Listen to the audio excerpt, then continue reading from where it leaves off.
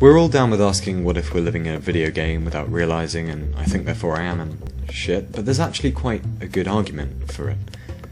The Swedish philosopher Nick Bostrom has this thing called the simulation argument, and it's actually sort of compelling. Alright, so let's imagine life is a pretty common phenomenon in the universe, because, come on, it probably is. Stuff has been around for at least 13 billion years. Even if life is relatively rare, that's a lot of time to do something rare a few times over, at least. Then let's imagine some of those civilizations are technological, and sometimes they get to this thing called being post-human or post-Wookiee, where they've got these insanely fast computers that can run consciousness on them. So they might run these things called ancestor simulations, where they model their ancestors on a computer and run it. And if you were in one of these programs, the simulation would be so convincing you just wouldn't know the difference between the real world and the simulation. So one of these statements has to be true, according to Nick Bostrom. 1. Hardly any civilizations actually get to a post-human level. Maybe they blow themselves up first, or discover tvtropes.com or something. 2. They do get to a post-human level, but they don't give a crap about running ancestor simulations. Fair enough. Or 3. They do run ancestor simulations, and that means we're probably living in one. Here's why. If you had that much computing power, you could run millions of these simulations, maybe varying each one to see what would happen. So there might only be a few million civilizations in the galaxy, but if 1% of them are doing the ancestor simulation thing, that means there could be billions of ancestor simulations running right now, and that means potentially trillions of people living inside of them. So it's far more likely you're living in an ancestor simulation than the actual universe. Yeah, but why would you run a simulation of people in 2013?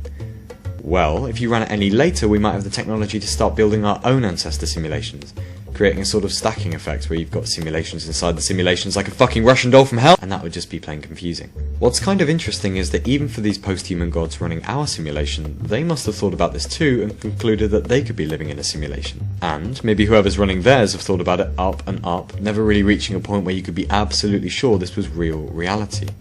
I mean, that's just never going away, is it? However many levels up in the simulation chain you are, you're always going to get some douchebag philosopher ruining it for everyone. What little we do know about whoever's running the simulation is a bit sinister, really. They certainly don't seem to mind not stopping death in large numbers, or suffering, or political tyranny, or terrible music, so they're certainly not all benevolent and flower power. And that's concerning on a number of levels, unless it's just you in the simulation and everyone's an extra.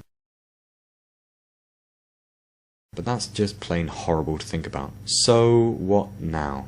Nick Bostrom says that maybe we should take note of this and act accordingly. Like, if we're super dull as a species, maybe whoever's running it will just get bored and turn it off. There's no reason to suspect they're super moral or not super moral. I mean, we're pretty smart and still basically just territorial apes with nuclear warheads, so intelligence doesn't seem to correlate with a lack of interest in violence.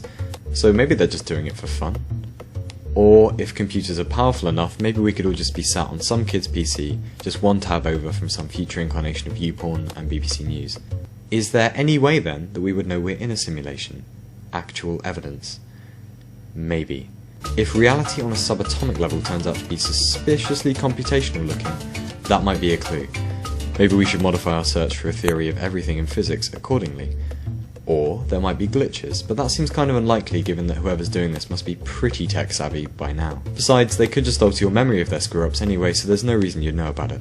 In case you're watching this, computer overlords, I'm sorry about all the war and Robert Mugabe and the Twilight Saga and everything, but we've been to the moon now, and you can order pizza over the internet, so we're not doing too badly.